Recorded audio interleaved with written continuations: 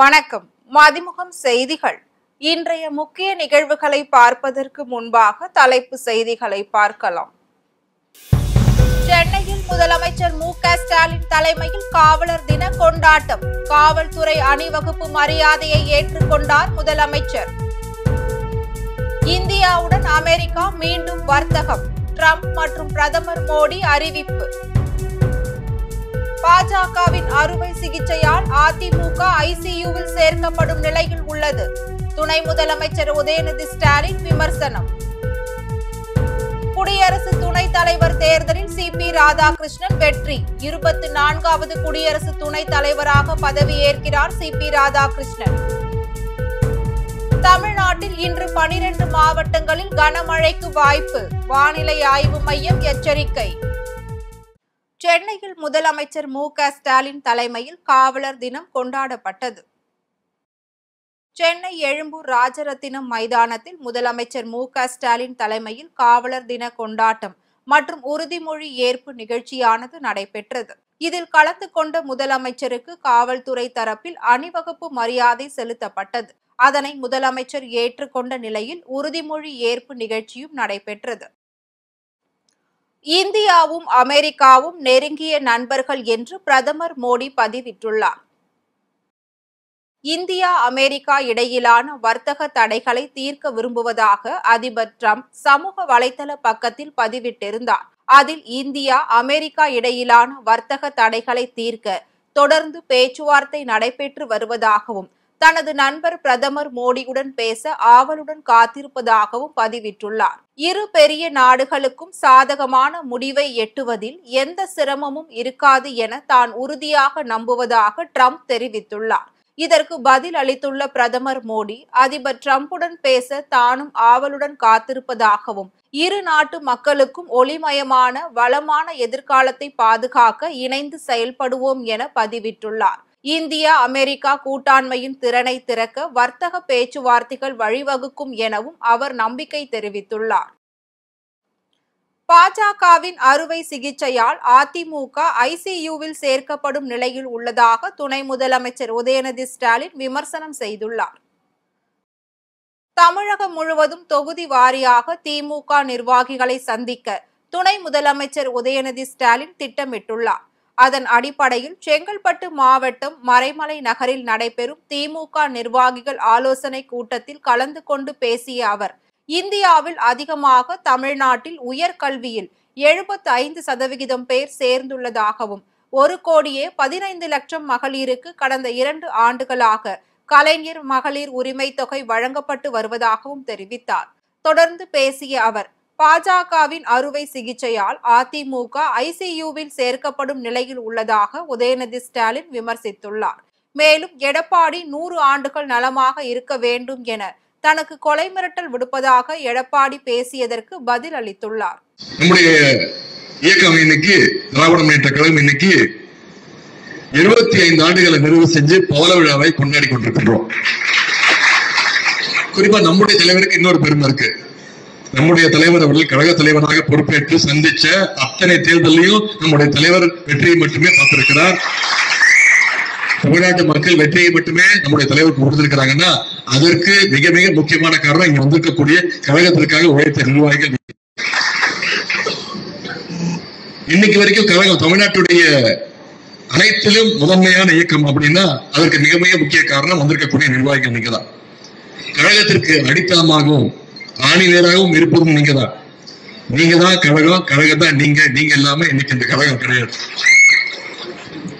அதே போல கடந்த 2021 சட்டமன்ற தேர்தலில் உங்களுடைய உழைப்பு தான் நம்முடைய தலைவரை முதலமைச்சர் நாற்காலியில உட்கார வச்சது. இந்தியாவின் 24வது குடியரசு துணைத் தலைவராக சி.பி. ராதாகிருஷ்ணன் தேர்வு செய்யப்பட்டார்.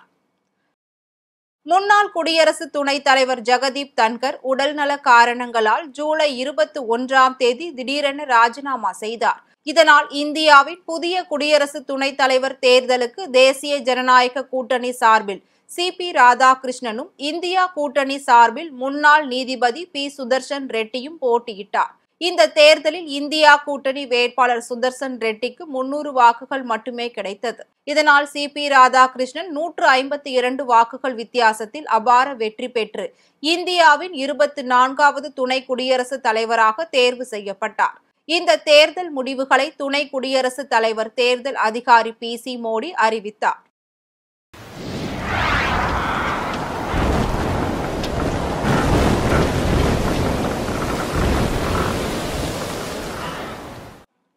தமிழ்நாட்டில் இன்று 12 மாவட்டங்களில் கனமழைக்கு வாய்ப்புள்ளதாக வானிலை ஆய்வு மையம் தெரிவித்துள்ளது. தென்னிந்திய பகுதிகளின் மேல் ஒரு வளிமண்டல மேலடுக்கு சுழற்சி நிலவுகிறது. இதனால் தமிழகம், புதுவை மற்றும் காரைக்கால் பகுதிகளிலும் இடி மின்னலுடன் கூடிய மிதமான மழை பெய்யக்கூடும் என்று சென்னை வானிலை ஆய்வு மையம் தெரிவித்துள்ளது. இந்நிலையில் தமிழ்நாட்டில் இன்று 12 மாவட்டங்களில் கனமழைக்கு வாய்ப்புள்ளது என்று வானிலை ஆய்வு மையம் கணித்துள்ளது. அதன்படி திருவள்ளூர், காஞ்சிபுரம், ராணிப்பேட்டை, திருவண்ணாமலை, கள்ளக்குறிச்சி, சேலம், தர்மபுரி, ஈரோடு, தேனி, திண்டுக்கல், கோவை, நீலகிரி ஆகிய 12 மாவட்டங்களில் கனமழை பெய்யும் என வானிலை ஆய்வு மையம் கணித்துள்ளது. சென்னை மற்றும் புறநகர் பகுதிகளில் வானம் ஓரளவு மேகமூட்டத்துடன் காணப்படும் என்றும் நகரின் ஒரு சில பகுதிகளில் இடி மின்னலுடன் கூடிய மிதமான மழை பெய்ய வாய்ப்புள்ளது என்றும் தெரிவிக்கப்பட்டுள்ளது. நேபாள மக்கள் அமைதி காக்க வேண்டும் என பிரதமர் நரேந்திர மோடி கேட்டுக் கொண்டுள்ளார். இந்தியாவின் அண்டை நாடான நேபாளத்தில் சமூக வலைதள நிறுவனங்கள் அனைத்தும் அந்நாட்டு தகவல் தொலைத்தொடர்பு சட்டத்தின் கீழ் பதிவு செய்ய வேண்டும் என உத்தரவிட்டது. ஆனாலும் சமூக வலைதள நிறுவனங்கள் நேபாளத்தில் பதிவு செய்ய முன்வரவில்லை. அதன் காரணமாக கடந்த 4ஆம் தேதியுடன் அந்நாட்டில் மொத்தம் 26 சமூக வலைதளங்களுக்கு அந்நாட்டு அரசு தடை செய்து உத்தரவிட்டது. இதனை அடுத்து அந்நாட்டு இளைஞர்கள் இதற்கு கடும் எதிர்ப்பு தெரிவித்தனர். மேலும் அரசு பெரும் ஊழலில் ஈடுபட்டு வருவதாகவும் தடை செய்ய வேண்டியது ஊழலை, சமூக வலைதளங்களை இல்லை எனும் முழக்கங்களுடன் நேற்று திடீரென பெரும் போராட்டத்தில் ஈடுபட்டனர். அதன் காரணமாக அந்நாட்டின் தலைநகரான காத்மாண்டு மிகப்பெரிய போராட்ட களமாக மாறியுள்ளது. மேலும் அந்நாட்டு நாடாளுமன்றம் முற்றுகையும் நடைபெற்றது. இதனால் போலீசார் போராட்டக்காரர்கள் மீது துப்பாக்கிச் சூடு நடத்தினர். இதில் கிட்டத்தட்ட 15ற்கும் மேற்பட்டோர் பரிதாபமாக உயிரிழந்தனர். மேலும் நூற்றுக்கணக்கானோர் காயமடைந்துள்ளனர்.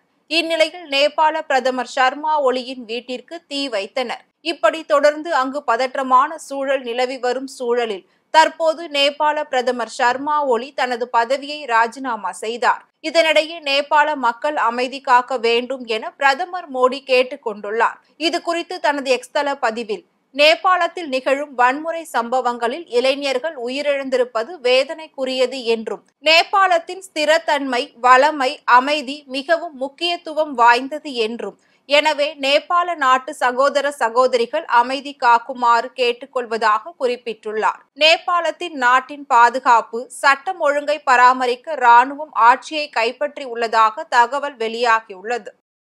திருப்பத்தூர் மாவட்டம் நாற்றம்பள்ளி அருகே தேசிய நெடுஞ்சாலையில் அடுத்தடுத்து 9 கடைகளில் கொள்ளையடிக்கப்பட்ட சம்பவம் பெரும் அதிர்ச்சியை ஏற்படுத்தியுள்ளது. நாற்றம்பள்ளி அடுத்த வெள்ளக்கல் நத்தம் பகுதியில் உள்ள சென்னை பெங்களூர் தேசிய நெடுஞ்சாலையில் ஏராளமானோர் கடை வைத்துள்ளனர்.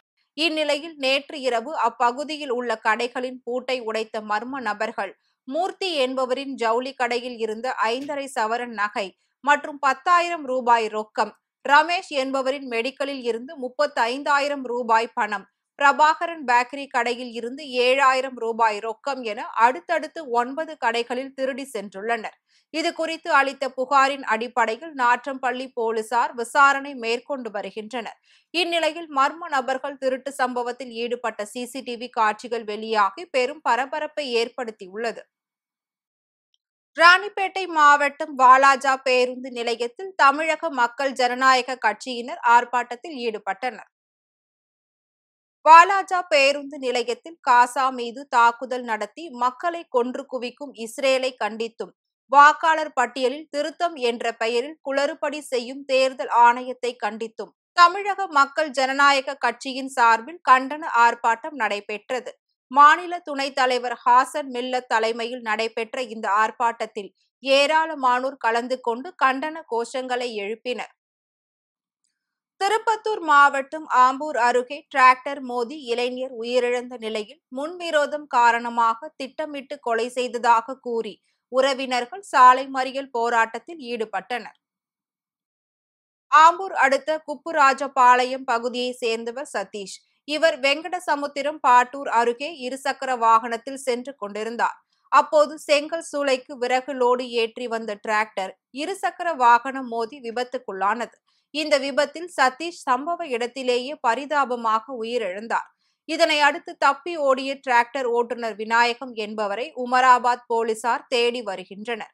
இதனிடையே இளைஞர் உயிரிழந்த சம்பவத்தில் முன்விரோதம் காரணமாக டிராக்டர் ஓட்டுநர் திட்டமிட்டு கொலை செய்ததாக கூறி சதீஷின் உறவினர்கள் ஆம்பூர் பேரணாம்பட்டு செல்லும் சாலையில் மறியல் போராட்டத்தில் ஈடுபட்டனர்.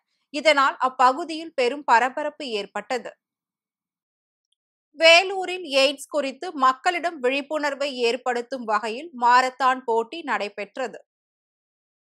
வேலூர் மாவட்ட ஆட்சியர் அலுவலக வளாகத்தில் எய்ட்ஸ் தடுப்பு மற்றும் கட்டுப்பாட்டு துறை சார்பில் எய்ட்ஸ் விழிப்புணர்வு குறித்த நெடுந்தொலைவு மாரத்தான் போட்டி நடைபெற்றது. ஆண்கள் பெண்கள் என 2 பிரிவுகளாக நடைபெற்ற இப்போட்டியில் 800க்கும் மேற்பட்ட மாணவ மாணவிகள் கலந்து கொண்டனர். மாவட்ட ஆட்சியர் சுப்புலட்சுமி தொடங்கி வைத்த இப்போட்டியானது ஆட்சியர் அலுவலகத்தில் இருந்து தொடங்கி நேதாஜி விளையாட்டு அரங்கம் வரை 5 கிலோமீட்டர் தூரத்திற்கு நடைபெற்றது. இறுதியாக மாரத்தான் போட்டியில் வெற்றி பெற்ற மாணவ மாணவிகளுக்கான பரிசு தொகையை மாநகராட்சி மேயர் சுஜாதா வழங்கினார். இந்தியாவின் சக்தி வாய்ந்த குளோபல் சோலார் கண்காட்சி மற்றும் கருத்தரங்கு கோவையில் நடைபெற உள்ளது. இது குறித்த செய்தியாளர்கள் சந்திப்பு கோவை நவ இந்தியா பகுதியில் உள்ள தனியார் உணவக அரங்கில் நடைபெற்றது. அப்போது பேசிய C2Z மற்றும் EQ மேக்ப்ரோ நிறுவனத்தின் தலைவரும் நிர்வாக இயக்குனருமான ஆனந்த் குப்தா, கோவையில் வரும் 11 மற்றும் 12 ஆகிய தேதிகளில் கொடிசியா வளாகத்தில் சோலார் குறித்த கண்காட்சி மற்றும் மாநாடு நடைபெற உள்ளது எனவும், இம்மாநாட்டிற்கு இந்தியன் சோலார் அசோசியேஷன் உள்ளிட்ட பல்வேறு அமைப்புகள் ஆதரவு அளித்துள்ளதாகவும் கூறினார். இக்கண்காட்சியின் மூலம் இந்தியாவில் உள்ள முன்னணி சோலார் நிறுவனங்களுடன் வாடிக்கையாளர்கள் நேரடியாக அவர்களது சந்திப்பை உருவாக்க முடியும் என தெரிவித்தார். மொரிஷியஸ் பல்கலைக்கழக வளாகத்தில் உலக தமிழ் மாநாடு வரும் டிசம்பர் 6, 7, 8 ஆகிய தேதிகளில் நடைபெற உள்ளதாக தெரிவிக்கப்பட்டுள்ளது. சென்னை ஆசியவியல் நிறுவன வளாகத்தில் மொரிஷியஸ் நாட்டில் உலக தமிழ் மாநாடு நடத்துவது குறித்து அதன் ஏற்பாட்டு குழு தலைவர் டாக்டர் ஆறுமுகம் பரசுராமன், ஆசியவியல் நிறுவனம் மற்றும் உலக தமிழ் ஆராய்ச்சி அறக்கட்டளையின் தலைவர் டாக்டர் ஜி. ஜான் சாமுவேல் ஆகியோர் செய்தியாளர்களை சந்தித்தனர். அப்போது பேசிய டாக்டர் ஜான் சாமுவேல், சங்க காலத்தில் ரோமன், கிரேக்கர், பாபிலோனியர் ஆகியவர்களோடு நெருக்கமான வணிகர் தொடர்பு இருந்ததாக கூறிய அவர், சீனா, ஜப்பான் போன்ற நாடுகளோடு தமிழர்கள் தொடர்பு குறித்து இம்மாநாட்டில் ஆழ்ந்த ஆய்வுகள் மேற்கொள்ள இருப்பதாக தெரிவித்தார். மேலும் இம்மாநாட்டில் வணிகத்தின் மூலமாக ஏற்பட்ட உறவுகள் முதல் நாளிலும் பிற்கால சோழர்கள் தெற்காசிய நாடுகளில் படையெடுத்து வெற்றி கண்ட வரலாறு, 2வது நாளிலும் புலம்பெயர்ந்த தமிழர்களால் பிரதேச எல்லைகளை தாண்டி தமிழ் மொழி உலகளாவிய தமிழாக வளர்ச்சி பெற்ற வரலாறு, 3வது நாளிலும் ஆராய்ச்சிக்கு உட்படுத்தப்பட்டு இருப்பதாக குறிப்பிட்டுள்ளார். நாமக்கல் மாவட்டம் ராசிபுரம் அருகே கடந்த அதிமுக அரசின் 10 ஆண்டு கால ஆட்சியின் திட்டங்கள் குறித்து பொதுமக்களுக்கு எடுத்துரைக்கப்பட்டது. ராசிபுரம் அடுத்த ஆர்பட்டணம் பகுதியில் அதிமுக பேரவை சார்பில் கடந்த அதிமுக அரசின் 10 ஆண்டு கால ஆட்சியின் திட்டங்கள் குறித்து பொதுமக்களுக்கு விழிப்புணர்வு ஏற்படுத்தும் வகையில் துண்டு பிரசுரம் வழங்கும் நிகழ்ச்சி நடைபெற்றது. மாவட்ட பேரவை செயலாளர் ER சந்திரசேகர் தலைமையில் நடைபெற்ற இந்நிகழ்ச்சியில் ஏராளமானோர் கலந்து கொண்டு கடைகள் மற்றும் வீடுகள் தோறும் சென்று அதிமுக ஆட்சியின் சாதனைகள் குறித்து பொதுமக்களிடம் எடுத்து கூறி துண்டு பிரசுரங்களை வழங்கினர். பட்டியல் வெளியேற்றத்தால் எவ்வித மாற்றமும் ஏற்பட போவதில்லை என தேவேந்திரர் சமூக பாதுகாப்பு கூட்டமைப்பின் ஒருங்கிணைப்பாளர் பொன் முருகேசன் தெரிவித்துள்ளார். விருதுநகரில் தேவேந்திரர் சமூக பாதுகாப்பு கூட்டமைப்பின் ஒருங்கிணைப்பாளர் பொன் முருகேசன் செய்தியாளர்களை சந்தித்தார். அப்போது RSS பாஜகவின் தூண்டுதலின் பேரில் பட்டியல் வெளியேற்றம் என்ற கோரிக்கையை தேவேந்திர குல வேளாளர் சமூகத்தின் தலைவர்கள் சிலர் தெரிவித்து வருவதாகவும், பட்டியல் இனத்தில் இருந்து பிற்பட்ட சமூகத்தில் சேர்க்க வேண்டும் என கூறி வருவதாகவும் தெரிவித்தார். ஆனால் அதை எளிதில் செய்ய முடியாது என கூறிய அவர், இந்த உண்மை தெரிந்தும் சிலர் அரசியல் லாபத்திற்காக பாஜக RSSின் கைகூலிகளாக செயல்பட்டு சமூக மக்களின் எதிர்காலத்தை சீர்குலைக்கும் வேலையை செய்து வருவதாக குற்றம் சாட்டினார். தங்கம் விலையில் எவ்வித மாற்றமும் இன்றி ஒரு சவரன் 81,200 ரூபாய்க்கு விற்பனை செய்யப்படுகிறது.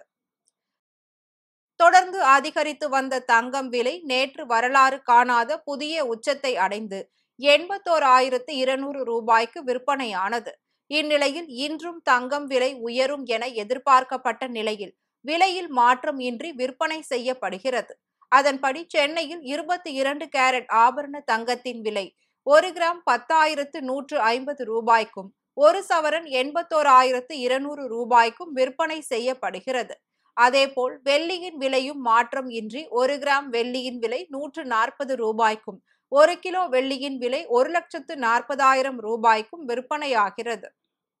ஸ்வீடன் நாட்டின் புதிய சுகாதாரத்துறை அமைச்சராக பதவியேற்ற எலிசபெத் லான் செய்தியாளர் சந்திப்பின் போது மயங்கி விழுந்த சம்பவம் பெரும் பரபரப்பை ஏற்படுத்தியுள்ளது.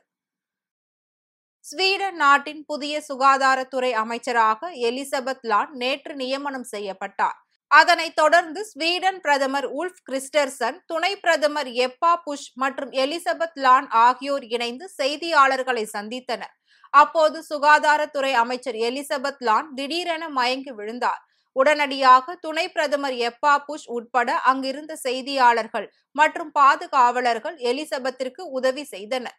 இந்நிலையில் சிகிச்சைக்கு பிறகு எலிசபெத் லான் தனது உடல்நிலை குறித்து விளக்கம் அளித்துள்ளார். அதில் இரத்த சர்க்கரை அளவு குறைந்ததால் தனக்கு திடீர் மயக்கம் ஏற்பட்டதாகவும், தற்போது தனது உடல்நிலை சீராக இருப்பதாகவும் கூறியுள்ளார். பதவியேற்ற சிறிது நேரத்தில் சுகாதாரத்துறை அமைச்சர் மயங்கி விழுந்த சம்பவம் ஸ்வீடனில் பரபரப்பை ஏற்படுத்தியுள்ளது. மீண்டும் தலைப்புச் செய்திகள். சென்னையில் முதலமைச்சர் மு.க.ஸ்டாலின் தலைமையில் காவலர் தின கொண்டாட்டம். காவல்துறை அணிவகுப்பு மரியாதையை ஏற்றுக்கொண்டார் முதலமைச்சர். இந்தியாவுடன் அமெரிக்கா மீண்டும் வர்த்தகம். ட்ரம்ப் மற்றும் பிரதமர் மோடி அறிவிப்பு. பாஜகவின் அறுவை சிகிச்சையால் அதிமுக ICUவில் சேர்க்கப்படும் நிலையில் உள்ளது. துணை முதலமைச்சர் உதயநிதி ஸ்டாலின் விமர்சனம். குடியரசு துணைத் தலைவர் தேர்தலில் CP ராதாகிருஷ்ணன் வெற்றி. 24வது குடியரசு துணைத் தலைவராக பதவியேற்கிறார் CP ராதாகிருஷ்ணன். தமிழ்நாட்டில் இன்று 12 மாவட்டங்களில் கனமழைக்கு வாய்ப்பு. வானிலை ஆய்வு மையம் எச்சரிக்கை. இத்துடன் செய்திகள் நிறைவடைந்தன. மீண்டும் செய்திகள் இரவு 8 மணிக்கு. மேலும் செய்திகளை தெரிந்து கொள்ள மதிமுகம் பிரைம் யூடியூப் தளத்தில் இணைந்திருங்கள்.